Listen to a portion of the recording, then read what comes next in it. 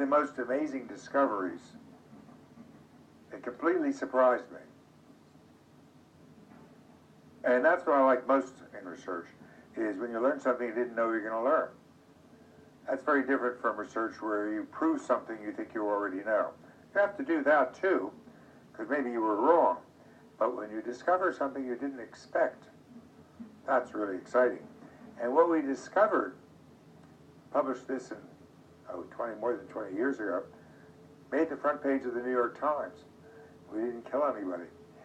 What it did was show that if you put on your face one of the universal expressions, you will turn on the physiology of emotion. You will begin to experience that emotion.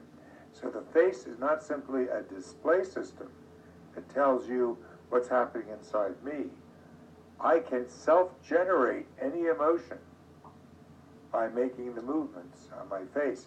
Now, some of them are harder to make than others, and wouldn't you know it, the one that's hardest to make is the one that turns on enjoyment, because a smile alone won't do it.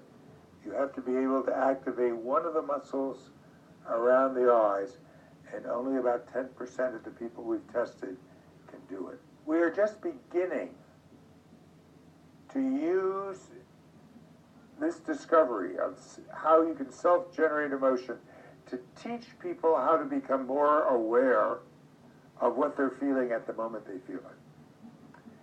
Because it is my belief, and I want to underline the word belief because I can't prove this, it's my belief that the way in which emotions evolved, it was to deal with things like saber-toothed tigers, the current incarnation of which is the car that's suddenly lurching at your car at a high speed.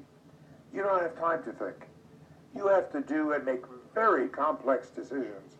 Think of what you do to avoid that car. You make in split seconds estimates of speed, angle, and what you need to do with your feet, your hands. And if you had to think about what you were doing, you'd be dead. So it's a system that evolved to deal with really important things without your thinking about it. So that means that sometimes you're going to be very unconsidered, very thoughtless. Sometimes your emotions aren't going to fit the situation, and you're not even going to know it until someone says to you, "What are you getting so upset about?" And you think, "Oh my God, that's right. I'm really afraid. I don't know why maybe I shouldn't. Maybe I misunderstood the situation." Well, these exercises that we're giving people, moving their facial muscles, concentrating on the sensations that they then experience to make them more aware of an emotion when it arises, so that they will feel it at the moment and then can say, "Did she really mean to ignore me when she put the toast on the table? No. It was just an accident." Or maybe I shouldn't jump to the conclusion that she doesn't care about me at all. Why doesn't she care about me? That whole business. It takes the way in which we can improve our emotional life is to introduce conscious awareness into the process. And that will take practice. And nature did not want you to do that. So you have to do it yourself.